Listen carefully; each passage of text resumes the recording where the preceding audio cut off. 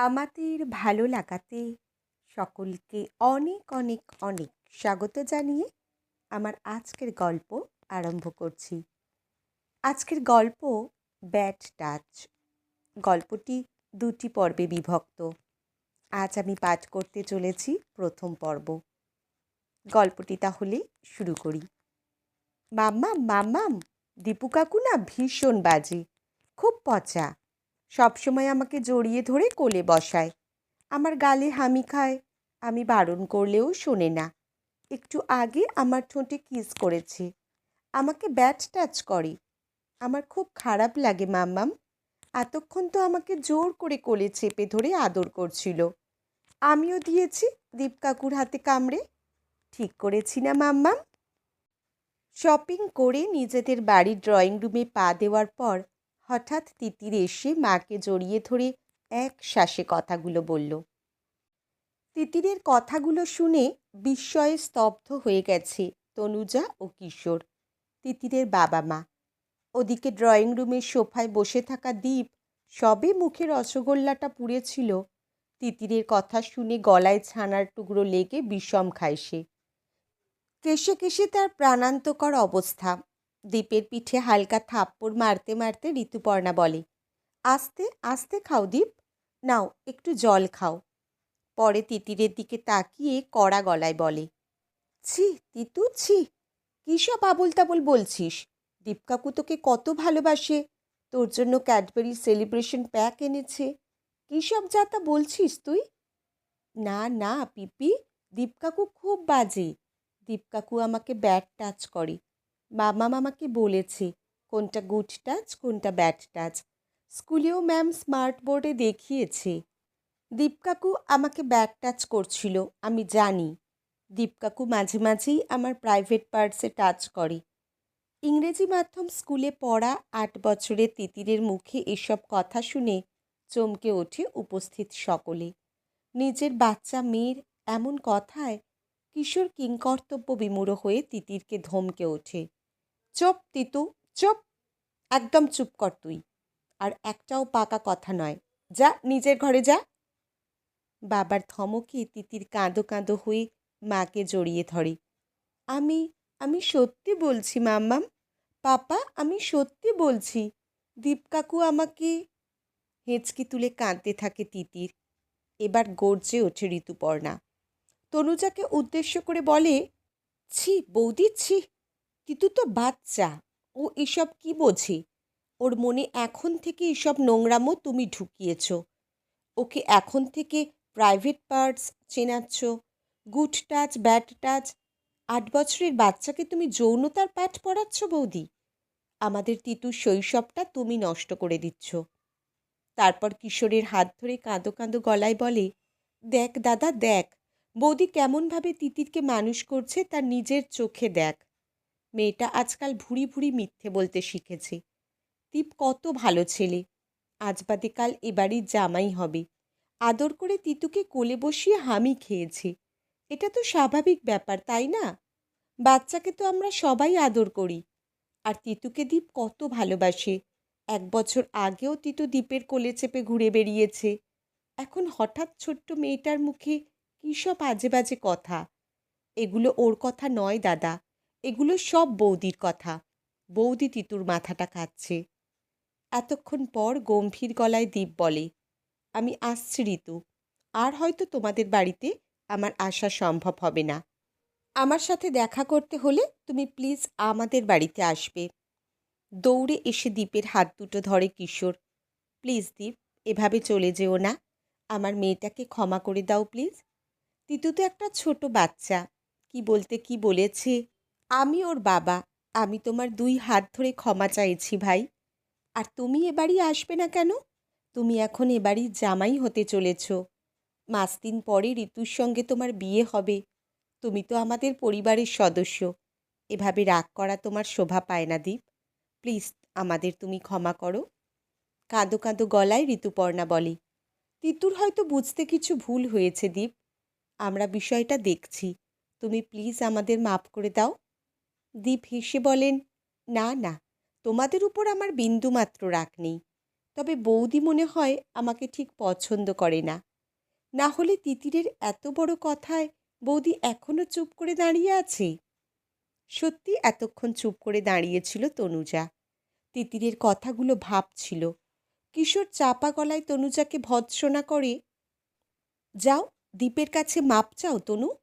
তোমার মেয়েকে শিক্ষা দিয়ে এমন ডেপো তৈরি করেছ, তার প্রায়শ্চিত্ত করো। তনুজা কিশোরের দিকে তাকিয়ে বলে, আগে তিতু কি বলছে পুরোটা শুনি। বেচারা মেয়েটা আমার ভয়ানক ঘাবড়ে গেছে। কি হয়েছে কি সোনা? এই তো মাম্মা মাছে, ভয় করে না মামনি? দেখলি দাদা বৌদি কেমন তেঁদর, তোর কথাও গ্রাহ্য করে না। আমাদের তিতুর ভবিষ্যৎ খুব অন্ধকার। এবার কিশোর ভীষণ রেগে যায়। জোর করে একটা হাত ধরে তিতিরকে তনুজার কাছ থেকে টেনে এনে ধমকে বলে, যাও দীপ কাকুরকে সরি বলো, যাও। তিতির বাবার হাত ছাড়িয়ে মাকে জোরে চেপে ধরে। না না, আমি কিছুতেই দীপ কাকুকে সরি বলবো না। দীপ কাকু খুব পচা। আই হেট ইউ দীপ কাকু। আর রাগ সামলাতে পারে না কিশোর। তিতিরকে আবার নিজের কাছে টেনে আনে। তারপর তার গালে ঠাস করে একটা থাপ্পড় মেরে চিৎকার করে বলে, তুই আজকাল এত অসভ্য বেয়াদব হয়ে গেছিস যে পাপার কথাও শুনছিস না। এবার তোকে শাসন করতে হবে দেখছি, না হলে একদম বিগড়ে যাবি। হেঁচকি তুলে কাঁদতে থাকে তিতির। তার নরম গালে কিশোরের 5টা আঙুলের দাগ বসে গেছে। মেয়েকে কোলে তুলে নিয়ে দ্রুত নিজেদের শোবার ঘরে ঢুকে যায় তনুজা। পরিস্থিতি স্বাভাবিক করতে কিশোর তখনও বলে চলেছে, সরি দীপ, কি যে হচ্ছে আমার মাথার উপর দিয়ে যাচ্ছে, কিছু মনে করো না ভাই। মৃদু হেসে দীপ বলে, না কিশোরদা, বাচ্চা তিতিরের কথায় আমি কিছু মনে করিনি। আমার বাড়িতেও তো আমার ভাইঝি ভাগ্নি আছে, ছোটদের কথা অত ধরতে নেই। তবে আমি বৌদির ব্যবহারে ভীষণ আঘাত পেয়েছি। আপনি প্লিজ বৌদির দিকে একটু নজর দিন, তিতিরের খেয়াল রাখুন। আজ আসি ঋতু। তিতিরকে অল্প কিছু খাইয়ে ঘুম পাড়িয়ে দিয়েছে তনুজা। মেয়ের মুখের দিকে তাকিয়ে মনটা ব্যথা বেদনায় টনটন করে ওঠে। 8 বছরের মেয়েটা একটা মানুষের বিকৃত যৌনতার শিকার। কি দোষ তিতিরের? সত্যটা সবার সামনে গলা উঁচু করে বলেছে। কিন্তু সে বাচ্চা, কিছু বোঝে না। এই অজুহাতে তার কথাটা শুনতে বা মানতে চাইছে না কেউ। এর থেকেই তো বাচ্চারা নিরাপত্তাহীনতায় ভোগে। ভয়ে অনেক বাচ্চা মুখ খোলে না। আর তিতুর মতো যারা জোর গলায় নিজেদের ব্যাটটাচ সম্বন্ধে বলে, তাদের কথা তো নিজের নিকটজনেরা বিশ্বাস করে না। অথচ সবাই প্রতিদিন টিভিতে সংবাদপত্রে দেখছে শিশুদের উপর যৌন নিগ্রহ দিন দিন বেড়ে যাচ্ছে দেশে। অথচ সবাই নিশ্চিন্তে আছে, ওদের ছেলে মেয়েদের সঙ্গে এসব হচ্ছে হোক, কিন্তু আমার সন্তানের সঙ্গে এসব না হলেই হলো। আমার ছেলে মেয়েরা নিরাপদ থাকলেই হলো। কিন্তু বাচ্চা মেয়েদের নিরাপত্তা কোথায়? দেশের প্রায় 80% যৌন নির্যাতন পারিবারিকভাবে পরিবারের মধ্যে ঘটে। কত শিশুর শৈশব নষ্ট হয়ে যায়। কতজন পরিবারের মধ্যেই যৌন নির্যাতনের শিকার, তার সঠিক তথ্য এখনও কেউ জানে না। এখনও অধিকাংশ ঘটনা পুলিশ স্টেশন পর্যন্ত পৌঁছায় না। তার আগেই পরিবারের নিকটজনেরা নিজেদের পারিবারিক মান সম্মানের কথা ভেবে ঘটনাটি ধামাচাপা দিয়ে দেয়। এমনটা অনেক দিন আগে তার সাথে হয়েছিল। চকিতে নিজের শৈশবের কথা মনে পড়ে যায় তনুজার। ড্রয়িং রুম থেকে নিজেদের বেডরুমে এসে ঢোকে কিশোর। এতক্ষণ ড্রয়িং রুমে পুরো ঝড় বয়ে গেছে। ঋতুপর্ণা তাদের বাবা মা অবনীবাবু ও তুহিনা দেবীকে পুরো ঘটনার বিবরণ দিয়েছে। এসব শুনে অবনীবাবু পুরো থমকে গেছেন। আর তুহিনা দেবী, বৌমা তনুজার বাবা মা তুলে বংশ পরিবার তুলে প্রচণ্ডভাবে গালিগালাজ করে যাচ্ছে। অবনীবাবু কিশোর তাকে থামাবার অনেক চেষ্টা করেছে, তবু চুপ করাতে পারেনি। শেষে তুহিনা দেবী হুমকি দিয়েছেন, শোনো কিশোর, তোর বউকে এখনো সামলা, না হলে ওকে আমি এই বাড়ি থেকে দূর করে দেব। দীপের সঙ্গে ঋতুর বিয়েটা ভেঙে গেলে তোর বউকে আমি দেখে নেব। পরিস্থিতির গুরুত্ব বুঝে বিষম থমকে গেছে অবনীবাবু। একটা সরকারি স্কুলে দীর্ঘদিন যাবৎ শিক্ষকতা করেছেন তিনি। ছাত্রছাত্রীদের কাছে তিনি খুব কাছের একজন শিক্ষক ছিলেন। বাড়ির কথা, পরিবারের কথা, তাদের ভালো লাগা খারাপ লাগার কথা ছাত্রছাত্রীরা এসে তাদের প্রিয় শিক্ষকের কাছে উগরে দিত। এরকম পারিবারিক যৌন নির্যাতনের কাহিনী, অশালীনভাবে শরীর স্পর্শের কাহিনী অনেক শুনেছেন তিনি। শিক্ষার্থীদের ওদের মতো করে পরিস্থিতির সম্বন্ধে সচেতন করে দিয়েছেন। তখন অবশ্য এইসব গুড টাচ, ব্যাড টাচ, এত ভারী ভারী ইংরেজি শব্দ ছিল না। তবে এই ধরনের ঘটনা অর্থাৎ তিতিরের মতো হামেশাই ঘটত। তিনি ভাবলেন, আজকের রাতটা পেরিয়ে যাক, কাল সকালে তিতুসোনার সঙ্গে একবার কথা বলবো। বিষয়টা ঠিক কী দিদিভাইয়ের কাছে ভালোভাবে জানতে হবে। বেডরুমে এসে মেয়ের পাশে ধপ করে বসে পড়ে কিশোর। ঘুমন্ত তিতিরের নিষ্পাপ মুখের দিকে তাকায়। বেচারার ডান গালে 5 আঙুলের দাগ। তার উপর আলতো করে হাত বুলিয়ে দেয়। মেয়ের গায়ে সে কখনো হাত তোলেনি। এই প্রথমবার মেয়েকে চড় মারল। বুকটা বেদনায় ভরে ওঠে। বিষণ্ণ গলায় বলে, কেন মেয়েকে এসব উল্টোপাল্টা শেখাও তনুজা? দেখো কেমন নোংরা কথা বলতে শিখেছে তোমার মেয়ে। ওর শৈশবকালটা নষ্ট করো না প্লিজ। সেই বিকেল থেকে রাত পর্যন্ত সকলের সব কথা চুপ করে শুনে যাচ্ছিল তনুজা। এখন আর সহ্য হয় না। জোর করে কিশোরের হাতটা টেনে ধরে বলে, চলো বাইরে চলো, তোমাদের সাথে আমার কিছু কথা আছে। ড্রয়িং রুমে তখনও আলোচনা করছিল ঋতুপর্ণা, অবনীবাবু ও তুহিনা দেবী। সবার মাঝে তনুজা এসে বলে, তোমাদের আমার কিছু বলার আছে, সবাই মন দিয়ে শুনবে প্লিজ। এরপর তনুজা বলতে আরম্ভ করে, আমি যখন ক্লাস 6-এ পড়ি তখন আমার দিদিমা মারা যায়। মামা দাদু তো আগেই মারা গিয়েছিল, তাই মামা ঘরে আমার সমু মামা একা হয়ে পড়ে। মামাকে আমাদের বাড়িতে নিয়ে আসে আমার বাবা মা। সমু মামা আসাতে আমি ভীষণ খুশি হই। আমি ও ভাই মামার সব সময় সঙ্গী হয়ে পড়ি। মামা আমাকে খুব ভালোবাসত। বাবা মামাকে আমার স্কুলেই 9ম শ্রেণীতে ভর্তি করিয়ে দেয়। আমরা দুজন একটা সাইকেলে চড়ে স্কুলে যাতায়াত করতাম।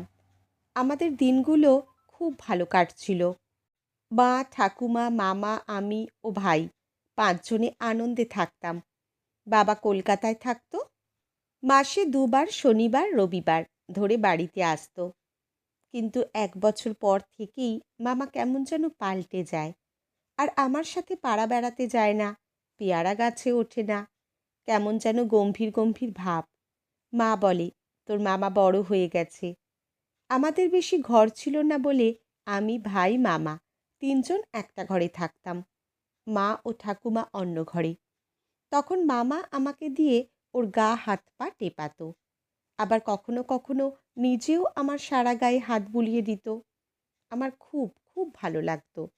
প্রায় প্রতিদিনই মামা বলতো, সাইকেল চালিয়ে তোর পা ব্যথা করছে, আয় তোর পা টিপে দিই। তারপর আমার পা থেকে কোমর পর্যন্ত ম্যাসাজ করে দিত। তারপর বলতো, আমাদের এই কথাটা দিদিকে বলিস না যেন। এভাবেই দিন পার হতে থাকে। আমি 8ম শ্রেণীতে উঠি ও মামা একাদশ শ্রেণীতে। সেই সময় আমার প্রথম পিরিয়ড আরম্ভ হয়।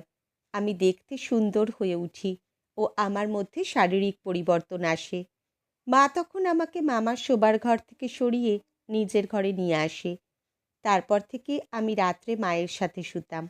আর এতে মামা ভীষণ ক্ষেপে ওঠে। মা না থাকলে আমাকে নিজের ঘরে ডেকে নিয়ে দরজা বন্ধ করত মামা। তারপর জড়িয়ে ধরত, আমার সারা গায়ে হাত বুলিয়ে দিত আর অস্থির গলায় বলতো, ইস তনু, তুই কি সুন্দর হয়েছিস, একদম মাধুরী দীক্ষিতের মতো। ইস কতদিন তোকে ছুঁইনি। আর আমার ভীষণ ভীষণ বিরক্ত লাগতো। জোর করে মামার হাতটা শরীর থেকে সরাতে সরাতে বলতাম, কি করছো কি? আমাকে এভাবে ছোঁবে না তুমি। এখন আমি আর ছোট নেই, বড় হয়েছি। প্লিজ মামা ছাড়ো। তুমি কিন্তু আমার কাছে সেই ছোট্টটি আছো তনু। আর তোমাকে তো তোমার মামা আদর করছে, এতে রাগ করে না সোনা। মামার কথায় আর কাজে আমি ভীষণ ভয় পেতে আরম্ভ করেছিলাম। আমি রেগে বলেছিলাম, আমি মাকে সব বলে দেব কিন্তু, প্লিজ ছাড়ো আমাকে। মামা হেসে বলেছিল, যা বলবি যা দিদিকে। এসব কথা শুনলে দিদি তোকেই খারাপ বলবে, তোকেই শাসন করবে, আমাকে নয়। সবাই বলবে তুই খারাপ মেয়ে, সবাই তোকে দেখে হাসবে, তোকে নোংরা মেয়ে ভাববে। মামার কথাগুলো শুনে আমি প্রথমে খুব ভয় পেয়ে যাই। মামাও সাহস পেয়ে বেয়াদবি করেই চলে। তাই একদিন আমি সাহস করে মাকে মামার সব কাহিনী বলে দিই। আমি মাকে কাঁদতে কাঁদতে বললাম, মা, সমু মামা খুব বাজে, খুব খারাপ, আমার সাথে অসভ্যতা করে। কিন্তু কি আশ্চর্য জানো কিশোর, মা আমাকে বিন্দুমাত্র বিশ্বাস করল না। উল্টে গালে এক চড় দিল। ঠিক তোমার মতো কিশোর, তুমি যেমন তিতিরের কথা না শুনেই ওকে চড় মারলে। ড্রয়িং রুমের প্রত্যেকটি সদস্য চুপ করে গেছে। চোখের জলটা মুছে আবার বলতে শুরু করে তনুজা, মায়ের অনুপস্থিতির সুযোগে একদিন চরম আঘাত করে মামা। জোর করে নিজের মধ্যে আমাকে চেপে ধরে, জোর করে শরীর স্পর্শ করতে চায়। হাসতে হাসতে বলে, দিদিকে বলে কি ফল হলো তোর? দিদি তোর কথা বিশ্বাস করলো? করলো না। আরে আমি তোর নিজের মামা পাগলি, ভাগ্নির সঙ্গে এমন একটু আদর ভালোবাসা চলে, এতে কেউ কিছু মনে করে না। আমি ওকে লাথি কিল ঘুষি মেরে ঘর থেকে বেরিয়ে আসি। তবে এবার আর চুপ করে থাকিনি আমি। সেদিনই বাবাকে ফোন করে তাড়াতাড়ি বাড়িতে আসতে বলি। বাবা বাড়িতে এলে সোজা গিয়ে বাবাকে মামার সব কথা বলি। আমার গায়ে আঁচড়ের দাগ দেখে আঁতকে ওঠে বাবা। মামাকে প্রচণ্ড মারধর করে আর মাকে ভর্ৎসনা করে সব জেনেও চুপ করে থাকার জন্য। এরপর মামাকে হস্টেলে পাঠিয়ে দেয় বাবা। আমাদের বাড়িতে ঢুকতে মানা করে দেয়। এত কিছুর পরও আমার মা কিন্তু আমার মামাকে সাপোর্ট করেছিল, আমাকে নয়। মায়ের কথা মতো যত দোষ নাকি আমার। আমি বড় হয়েছি, আমি একজন মেয়ে, আমার আচার আচরণ সংযত হওয়া উচিত। সেই দিন থেকেই আমাদের মা মেয়ের সম্পর্কটা শেষ হয়ে গেছে। আমরা দুজন একটা শীতল সম্পর্ক বহন করে চলেছি মাত্র। মেয়ের সম্মানের জন্য, পরিবারের সম্মানের জন্য বাবা থানা পুলিশ করেনি। তবে আমি জানি, আমি নিজেই পরিবারের নিজের লোকের দ্বারা যৌন নির্যাতন ও ধর্ষণের শিকার। মামার কোনো শাস্তি হয়নি, তবে আমার চরম মানসিক শাস্তি হয়েছিল। আমি অনেক দিন ভালোভাবে পড়াশোনা করতে পারিনি। লজ্জায় ঘৃণায় বাবার সামনে দাঁড়াতে পারিনি। মা আমাকে সবসময় অপরাধী চোখে দেখত। তার মাতৃহীন ভাই শুধু আমার কারণে বড় দিদির বাড়ির স্নেহছায়া ছেড়ে দিয়ে হস্টেলে আছে, সেটা পদে পদে আমাকে মনে করিয়ে দিত। আমি কখনো স্বাভাবিক হতে পারিনি। অব্যক্ত বেদনা বুকে চেপে আজও দিন কাটাচ্ছি। কেঁদে কেঁদে রাতগুলো পেরিয়ে গেছি। পুরনো কথা মনে পড়লে এখনো ব্যথায় কান্নায় বুকটা ছিঁড়ে যায়।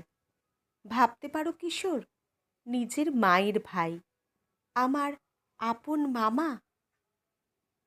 আজকের গল্প এখানেই সমাপ্ত। কলমে মিঠু রায় চক্রবর্তী, পাঠে জয়তী। ধন্যবাদ।